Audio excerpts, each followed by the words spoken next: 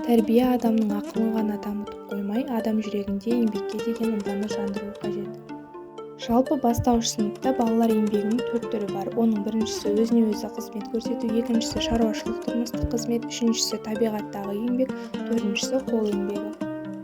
Өзіне-өзі қызмет көрсету өзін күтуге, яғни жуынуға, шешінуге, киінуге, төсегін жинауға, жұмыс орнын әзірлеуге, кітаптарын әзірлеуге бағытталған қарапайым еңбек түрі.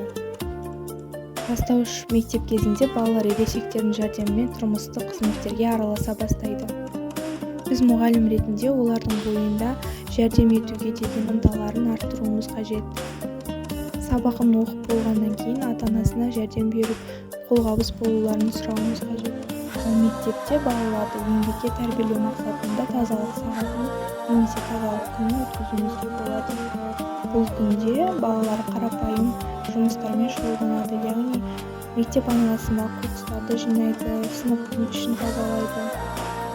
Сонымен қатар отбасы мен мектеп арасындағы бірлікті нығайтуымыз қажет. Еңбек тәрбиесін отбасыдағы дәстүрлі еңбек түрлерімен байланыстыра отырып жүргізуіміз тиімді. Еңбек түбі береке. Еңбексіз өмір жоқ, қауіпсіз жеңіл жоқ. Назарларыңызға рахмет.